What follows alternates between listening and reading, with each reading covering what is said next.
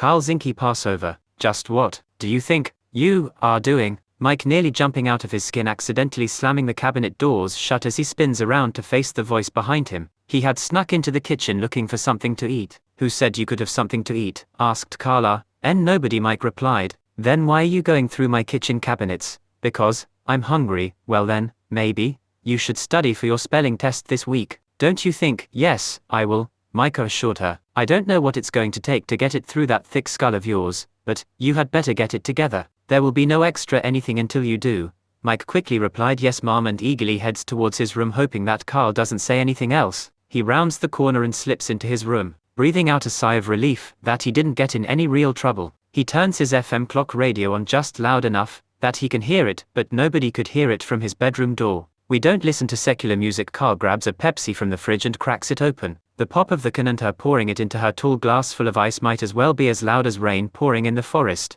She takes her drink and moves to her favorite chair and slips into a trance. As the glass begins to sweat, the most beautiful drops of condensation that slowly pulls together and then runs down the side of the glass to a perfectly sized. Wait, where are the coasters? Karl, waking from her Pepsi fantasy in the living room. Karl had put them in the cart at Walmart, and then after 45 minutes of listing certain items that certain children preferred to eat, which angered the Karl, because who had the nerve to need a place to live and wants to eat foods that they like? I mean, if they were raised in the Ain't Her Son clan they wouldn't be boys, and that would be a blessing. Everyone knows men are evil, and so she'll never stop belief in what's love got to duet it. Karl's been duet things herself for a long time. I guess those Cali girls are predisposed to catching the real prized fish. Beautiful me, of course, as she spins like a draddle, squishes right into clean on lap. I didn't see you there, lying to clean on. The saddest Leo the future has ever seen. Yes, I'm afraid Leos need certain experiences and life lessons in order to develop characteristics that get them stereotyped as courageous and even more to be described as a lion who is proud to leave their family. That's discrimination, it. You can surely see why they won't thrive in an environment where they are silenced and hog-tied. Karl butts in as if this is her story. Strong, silent, and loves their work, and their family is worth it. Are they not clean on? Yes dear, she always had the master's bait that took his voice so Karl could duet herself after getting herself really angry, and while everyone avoids looking at her she gets high on the devil's coke and then quickly performs things that are unthinkable towards people and things, and with no remorse relaxes, sings a song of the same force, but telling the opposite of what she just did. Of course, once she's practiced her song enough, the people around begin to sing her song's chorus. She gets so excited she cracks a kin with whip of her hair and starts making up a new verse while performing the opposite of that which she sings. The people around always seem confused by the drama that surrounds her. I'm so sorry. I hate to hear that, Karl. Betty from church gleefully lies as she vicariously pictures herself in the Karl's shoes. I'd like to say that I would have done the same thing as you did, but I just don't know if I could be as strong as you in the moment. I'm proud of you. Oh no, you shouldn't be. Karl snapped back with an honest statement filled with insincerity. Betty reassuringly says, well I am. It sounds like quite an emotional roller coaster. Karl smiling like a proud parent as she watches herself take a stroll down memory lane. Everyone heard Karl ask herself a smart Alec Baldwin question about the coasters that she put back in protest of buying lactose-free milk, gluten-free bread, and peanut butter. She signed off on a stack of papers making sure she knows that Magic Mike's is allergic to milk, peanuts, and gluten. The and her sons were told that you can eat what my dad ate, what his dad ate, and what his papa ate. Peanut butter jelly, peanut butter jelly, peanut butter jelly, or you'll get hit with a baseball bat. If Magic Mike doesn't confess to losing the coasters before she starts answering the questions she asks each person, she answers the rhetorical question with a smart Alec Baldwin response that she fakes outraged by and whips the kid and pretends it's Magic Mike's fault for being so sensitive. Where are my coasters? The Karl's voice bellows through the double-wide trailer. It's double-wide because she was always born to have kids and tell other people how to have kids, because she's a mid-wide wife. Twice the size of a regular wife, but can do the work of 10 men that lie on their job applications. The trailer house shakes as the Karl stomps towards the kids' side of the Passover table, her anger at each person who didn't take the holy days of the Jews as serious as she did when she sang Die Nu.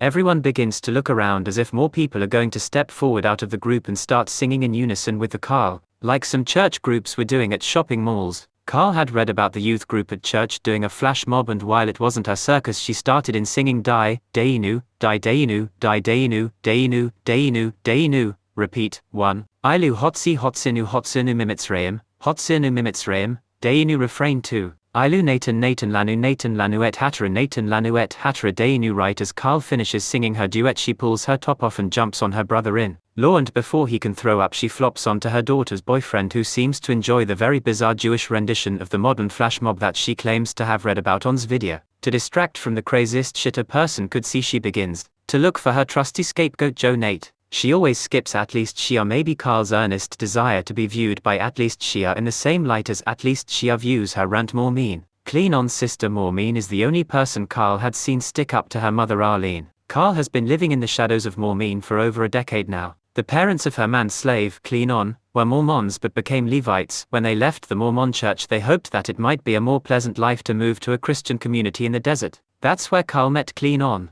She and her siblings were shipped off to private school, where she quickly entrapped Clean On like a Venus flytrap by going further than they should have before the holy moly marriage of bully Madrafoni. Karl was quite clever, as her astrological roots are of the Virgo, yet as she's got the pesky conscience. So she's always torn as to what action she should take, but she knows that if she waits for others to choose, it will never go the way she wants it to. So she started her own family elephant in the room. She named the elephant I'll Duet Myself, the most discreet entertainer personality that never forgets and never does wrong. Prepare to be amazed, but don't overduet, or she'll decide that you've done it wrong, and she realize again that if you want something done right, you've got to do it yourself. She take her fist and put it on the top of her hip like she learned from the cheerleading girls at school, but they were too happy, and that's how you know they were doing it wrong. Push hard on your hip and say, "How dare you," and hold your breath and stare without blinking at the person you feel is hurting you now with your very own arm. Now they got you with your arm behind your back, and you've got no choice but to make them do the right me us think you should do is with your life. If the person doesn't do what you tell them, they must be trained by a series of unfortunate events that have nothing to do with being obedient to the Karl, and bad things will stop, and has everything to do with recognizing your sin-filled sailfish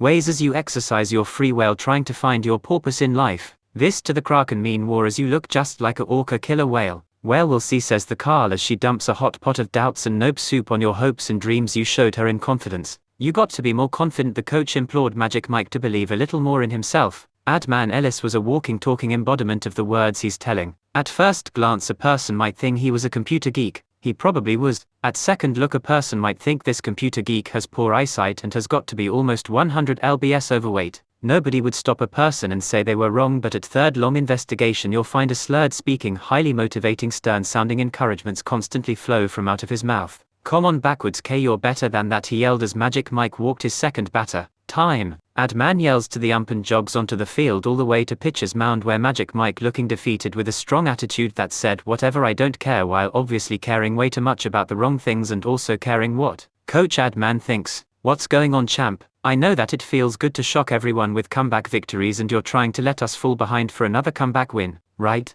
Adman said, slowly realizing Coach Adman was referring to Magic Mike's previous games where he let himself believe what Coach Adman told him he was. He'd close his eyes and just pictured what he wanted to do and then just did it, and it worked, magically, technically. Magic Mike slowly looks around. Through the fence he can some of his favorite faces. Yep, there's Jason's mum and dad, smiling and waving. Hi. Magic Mike mouthed the word under his breath as he acknowledged seeing them there. He keeps scanning the crowd. The stands are full of fans. Well, it's really the parents and family members of the players out on the field. How the parents and fans behave affects the experience the player has for that year. This year, Dad's working seconds, so the fans are not family, they are his friends' family. Unlike the previous years where they would arrive late and constantly discouraged and distracted, this year he was definitely playing on the field and just not picking up and playing with sand. Magic Mike's dad was a Klingon. Magic Mike didn't know what that was, but the kids at school would tell him anytime someone asked about his dad. Like an alien on Star Trek. I don't know.